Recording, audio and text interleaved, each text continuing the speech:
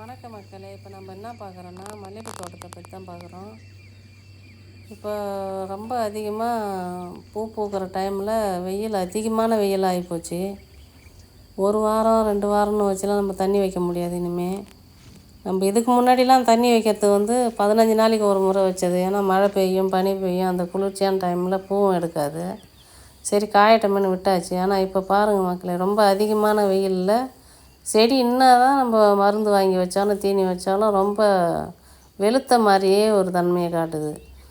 அரும்பும் வேறு பெருக்கலை. அரும்பு ரொம்ப சின்ன சின்னதாக இருக்கிறதுனால மார்க்கெட்டில் நம்ம பூக்கு விலை போகலை.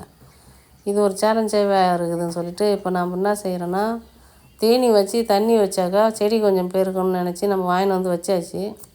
அப்படியே இருந்தாலும் பாருங்களேன், அதில் நம்ம வைக்கும்போது பில்லை விட செடி மிஞ்சுறது ரொம்ப கஷ்டப்பட்டு தான் மிஞ்சுது.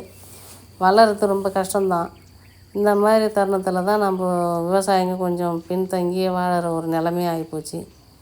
இப்போ இதுக்கு களை எடுக்கிறதுக்கு ஆள் வர்றது கஷ்டம். அது ஏன்னா நம்ம தண்ணி வைக்கிறோம். தீனி வச்சு தண்ணி வச்சோடனே பூ ஸ்டாப் பண்ண முடியாது. தினந்தோறும் அதில் இறங்கி ஆளுங்க வேலை செஞ்சே ஆகணும். அப்போ நல்லா மெரிச்சிடுவாங்க.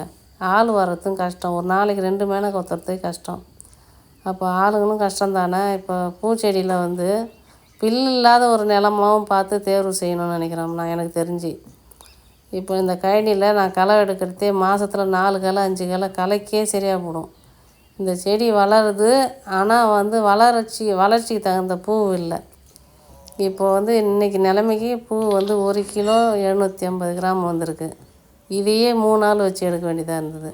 இப்போ நம்ம களை எடுக்கிறோம், மருந்து அடிக்கிறோம், தண்ணி வைக்கிறோம், எது செஞ்சாலும் இந்த பூச்செடியை கொஞ்சம் வளர்ச்சிக்கு கொஞ்சம் கம்மியாகவே தான் இருக்குது.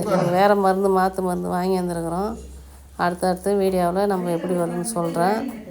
வீடியோ பார்த்ததுக்கு ரொம்ப நன்றிங்க. பாருங்கள், அடுத்த வீடியோவில் சந்திப்போம். பாய்.